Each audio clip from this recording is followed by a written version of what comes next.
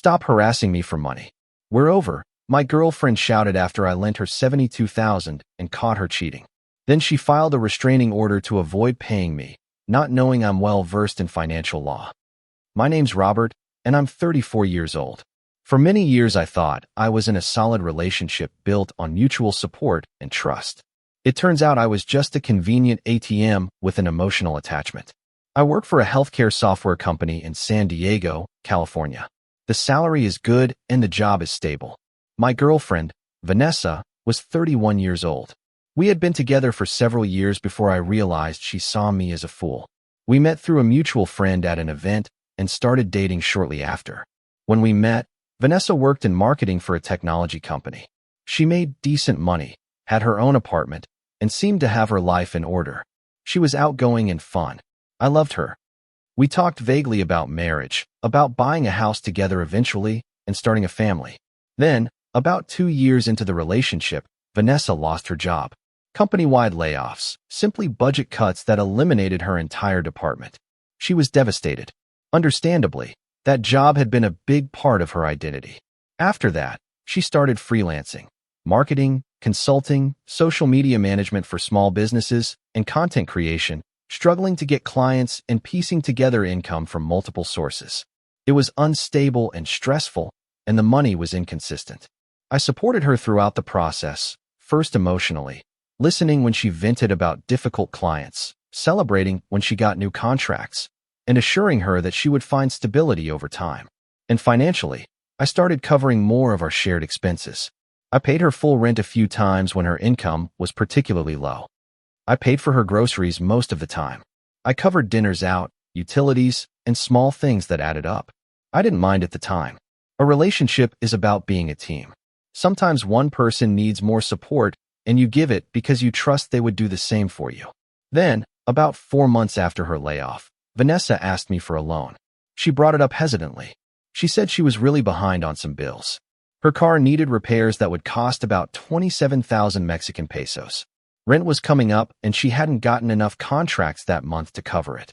She was stressed and embarrassed to ask, but she needed help. She asked me for 72,000 Mexican pesos. She said that would cover everything: the car, the rent, and some credit card bills she had fallen behind on. She promised she would pay me back in full as soon as she received her tax refund, which she expected in a few months. I didn't hesitate. I told her of course I would help her. I transferred the money to her that same night. 72,000 pesos from my savings account to hers. I sent her a text message afterwards.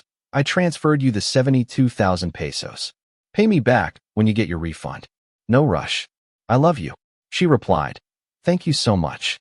I promise I'll pay you back in full as soon as that refund comes in. You're literally saving my life right now," followed by a red heart emoji. The weeks turned into months. Vanessa's freelance work continued inconsistently. I continued to support her financially, covering more of her living expenses.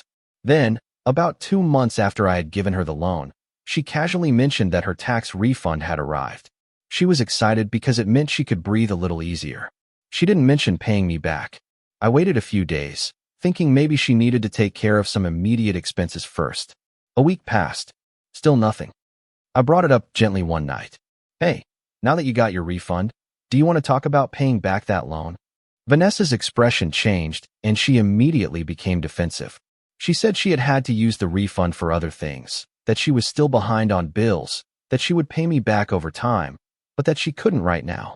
I said I understood, but I reminded her that I was asking because she had specifically said she would pay me back when the refund arrived. She got irritated. She said I was pressuring her, that she didn't like being made to feel guilty when she was already stressed about money. I dropped the subject. I didn't want to make a big deal out of this situation. But then I started noticing things when I went to Vanessa's house. I noticed she had bought a new set of clothes for someone who was supposedly having financial problems. This shouldn't be your priority. I saw a designer handbag that I knew cost at least 10,800 Mexican pesos. From her conversations, I could tell she was going out with friends several times a week. She was spending money like someone who had it while she owed me 72,000 pesos and claimed to be broke. At this point, I was disappointed in her for being wasteful. I tried to bring up the payment one more time, about a month later. Again, she got defensive. She accused me of not supporting her and of pressuring her during a difficult time. I let it go. I started to feel like I had to accept that I wouldn't get the money back. Then, about 6 months after the loan, I discovered that Vanessa was cheating on me. I found out when she came to my house, and we ordered food on her phone. By mistake, I exited the app when I had the phone in my hands and opened a message notification that popped up. The message I saw at the top was clearly not platonic. When I opened it and checked it, there was no doubt what was happening. There were plans to meet, references to times they had already been together, along with photos and videos they had exchanged. I stood there reading enough messages to understand the situation completely. They had been seeing each other for at least 6 weeks, maybe more. When Vanessa was getting ready to go home the next night, I confronted her calmly. I told her I had seen the messages. She didn't deny it, but instead got angry as if I was the one who had done something wrong by looking at her phone. She said our relationship had been dead for months anyway, that she needed attention that I wasn't giving her. It broke my heart to hear this. I told her we were done, that she should collect any of her property that was left at my house. She agreed coldly. While she was packing her things, I brought up the money. Before you go, we need to talk about the 72,000 pesos you owe me. Vanessa froze. She turned to look at me with a calculating expression. I don't have it right now. I know, but we need a payment plan. When can you start paying me back? She put down the bag she was packing. Robert, are you really going to ask me for money right now? When we're breaking up? I replied. You borrowed 72,000 pesos and promised to pay it back. The end of the relationship doesn't erase that debt. Her expression hardened. I'll pay you when I can. Don't pressure me about it. I'm not pressuring you. I'm asking for a reasonable timeline. You're making me feel unsafe, she said suddenly. I blinked, confused. What? You're being aggressive about this money. It makes me feel threatened, she replied. I'm being calm, I said. I just want to know when you'll pay me back what you borrowed. She grabbed her bag and walked to the door. I need space from you right now. This conversation is making me uncomfortable. And she left. I stayed in the apartment trying to process what had just happened. The sudden turn to claiming I was making her feel unsafe seemed manipulative, but I still didn't know what to think of it. Over the next week, Vanessa went on with her life. I brought up the payment one more time via text message after about a month. We still need to talk about the 72,000 pesos you owe me. Can we set up a payment plan? Her reply, stop harassing me for money. I'll pay you when I can. I told her I wasn't harassing her. I'm requesting repayment of a documented loan. She replied with, you're pressuring me and it needs to stop. I was getting frustrated, but I tried to keep a cool head. This is not harassment. It's me requesting repayment of money you legally owe me. No response. 2 days later, around 8 p.m., I decided to go to her house. I just wanted to talk in person, to agree on a reasonable payment plan. I wasn't angry. I just wanted a solution, because there was no way I was going to forgive that money to someone who had cheated on me. I knocked on her front door. I waited. I knocked again. I could hear movement inside. I saw a light on in what I assumed was her bedroom. Vanessa, I know you're home. I just want to talk about the money you owe me. Can you please come to the door? Nothing. I knocked one more time. I'm not leaving until we have this conversation. You borrowed 72,000 pesos. You promised to pay it back. We need to sort this out. I saw movement in her bedroom window. She was definitely there listening to me, just refusing to open the door. After about 10 minutes of this, me calling out periodically and asking her to talk and her ignoring me, I gave up and left, frustrated but not worried. I thought I would try another way. 3 days later, I was served with legal documents at my apartment. A temporary restraining order filed by Vanessa. I read it with a disbelief that grew with each line. She claimed that I had been harassing her for weeks, showing up at her house uninvited, making threats about the money, and making her feel unsafe. She had included a written statement describing me as aggressive and threatening. She said she feared for her safety and had attached an audio recording of the night I went to her door. In the recording, I could be heard saying, I'm not leaving until we have this conversation, in a way that, taken out of context, sounded vaguely threatening. But she had edited it, cutting out the parts where I had been calm and reasonable, making it seem like I was there to intimidate her rather than simply asking for payment of a legitimate debt. The restraining order was temporary, valid until a court hearing in 3 weeks. During that time, I was legally obligated to stay away from her. No contact allowed. No approaching her home or workplace. No text messages. No calls. No emails, no social media contact. Violating it would mean arrest. I sat in my apartment holding those papers, trying to process what was happening. She had used the legal system as a weapon against me, using a restraining order, something meant to protect real victims of harassment or violence, to avoid paying money she legitimately owed me. My first instinct was anger. I wanted to call her, to text her, to tell her this was crazy and that she knew it. But I didn't because that's exactly what she wanted. For me to violate the order, so I would face criminal consequences. Instead, I became strategic. First, I gathered every piece of documentation I had about the loan. The original text message exchange where she asked for the money and promised repayment. The bank transfer showing I had sent her 72,000 pesos. Her text message saying she would pay me back with her tax refund. Screenshots of later conversations where I had asked about the payment, and she had been evasive or defensive. I organized everything chronologically in a digital folder and printed it out in physical copies. Then I reviewed all of our communications, texts, social media messages, emails, looking for any evidence of threats or harassment on my part. There was nothing. Every message I had sent had been calm and reasonable. Asking for payment, yes, but never threatening, never aggressive. The only thing she had was that edited audio of the one time I went to her door. And even that, in its full context, was just me asking to talk about the money she owed. Next, I hired a lawyer. I found a civil litigation lawyer who specialized in contract disputes and defense against restraining orders. I met with her that week. I showed her all my documentation. The lawyer reviewed everything carefully and then told me I had a strong case, but that I needed to be extremely careful. The restraining order, even though it's temporary and based on false claims, is legally binding, she explained. If you violate it in any way, even accidentally, you will be arrested. That will damage your credibility at the hearing. So what do? You comply with it perfectly. No contact with her whatsoever. Block her on everything so there's no chance of accidental communication. Let her think she's won. In the meantime, we prepare for the hearing. I followed the lawyer's advice. Exactly. I blocked Vanessa's number, her email, and all her social media. I made it impossible to contact her even if I wanted to. I didn't go anywhere near her house or workplace. I didn't ask mutual friends about her. I didn't post anything about the situation on social media. I disappeared from her life completely, just as the restraining order required. But I also filed something on my own, a lawsuit in small claims court for the 72,000 pesos she owed me.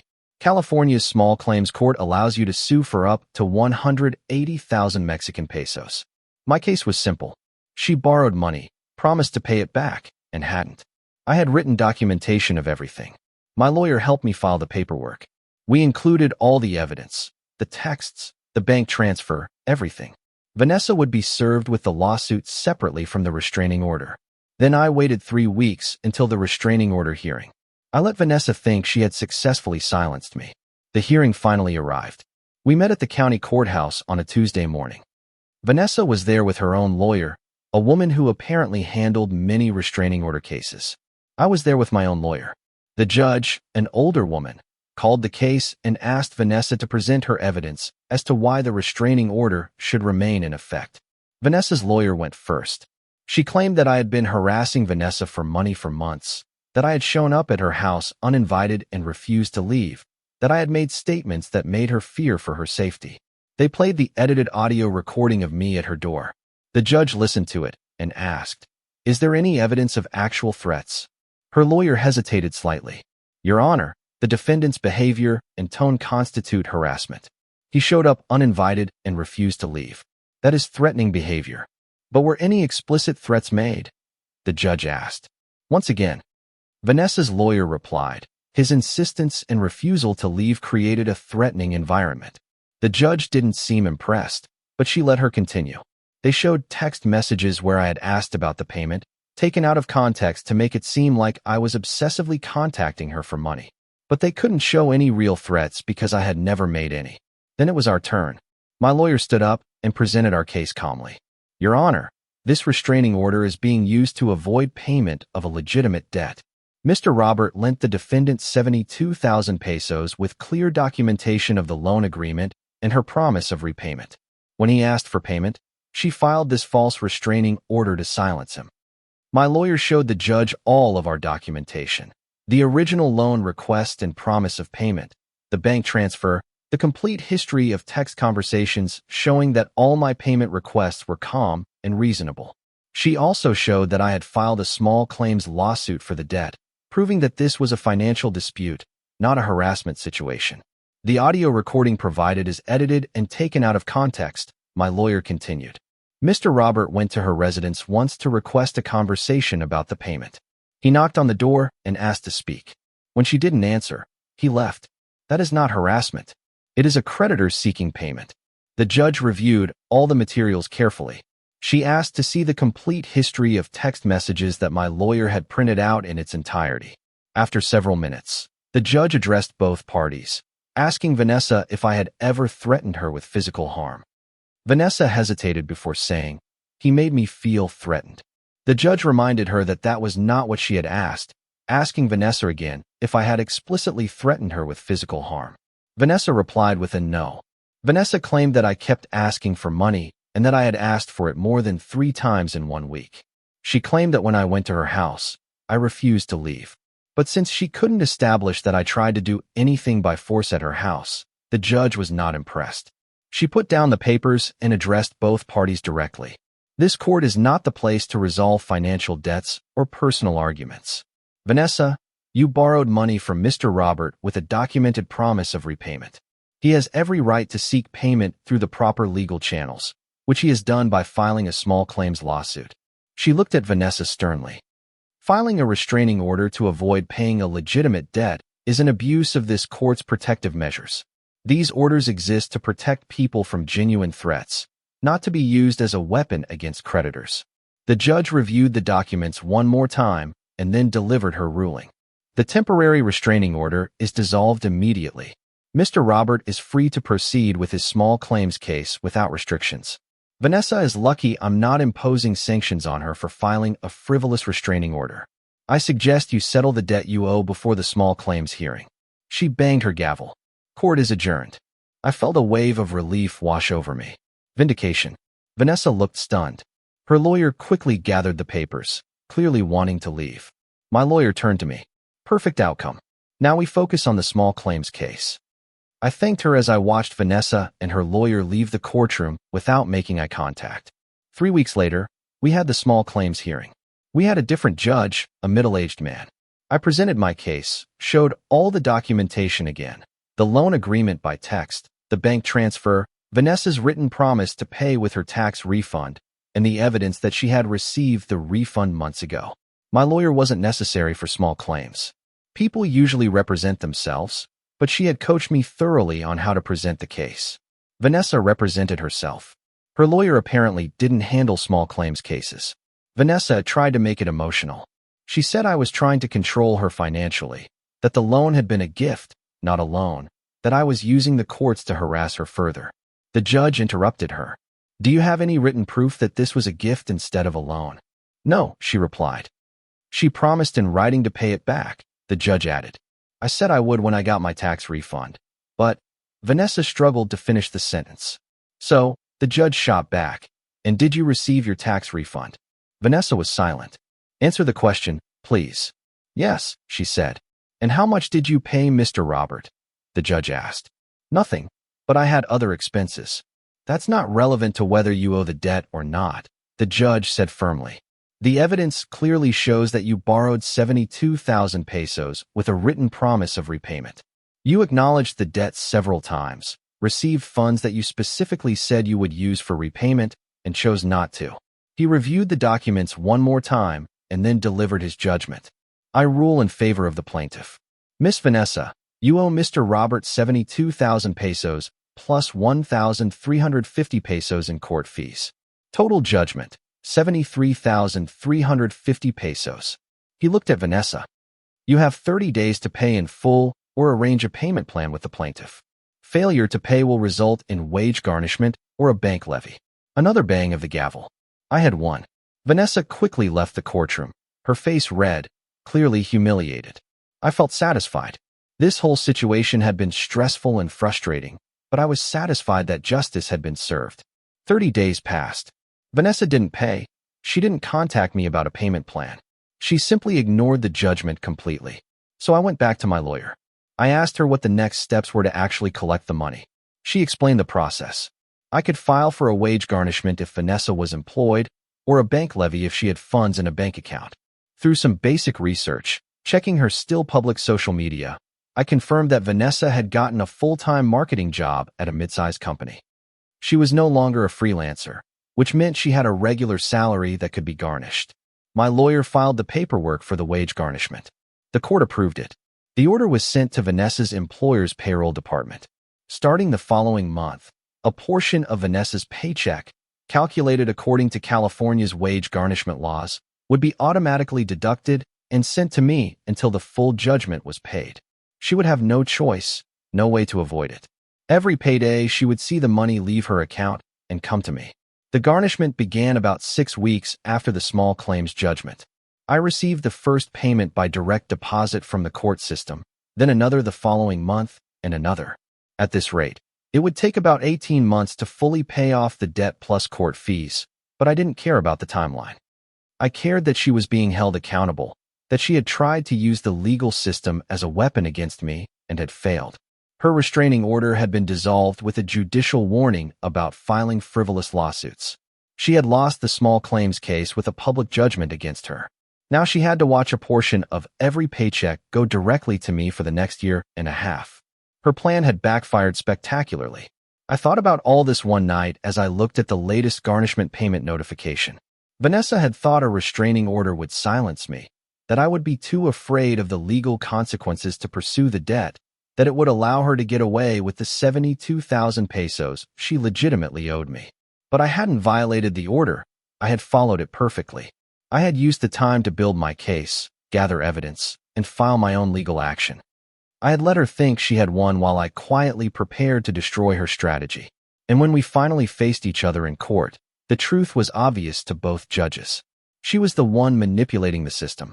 I was the one seeking a legitimate resolution to a financial dispute. You don't destroy someone by fighting harder or getting more aggressive. You do it by staying calm, following the rules perfectly, and letting their own lies collapse under the weight of the evidence. Vanessa's restraining order attempt is now part of the public record. Anyone who looks up her name in the court system will find it, filed and dissolved within weeks as frivolous. The small claims judgment is also a public record. Documentation that she borrowed money and refused to pay until forced by court order. Her credibility is permanently damaged in any future legal proceedings. The relationship ended badly. The breakup was painful. Discovering the cheating hurt, but at least I got justice for the financial manipulation. At least I didn't let her use the courts as a weapon against me successfully. At least I proved that staying calm and being strategic beats emotional retaliation every time. Looking back, this is what I learned. Document everything, every financial transaction, every promise, every conversation.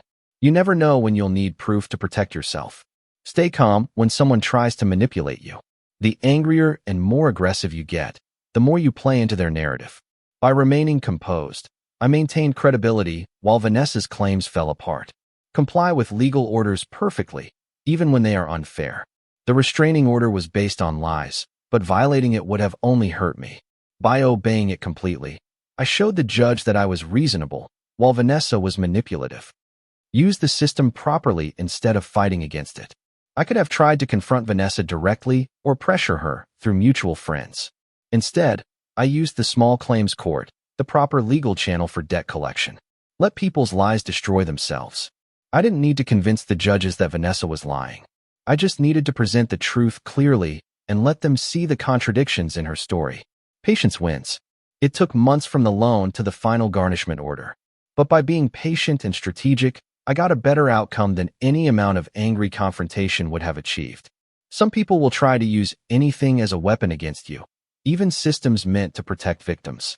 The only defense is to stay clean, documented, and let the truth speak for itself. Sometimes the best revenge is not revenge at all, it's justice. Slow, methodical, and inevitable justice. And that's exactly what I got.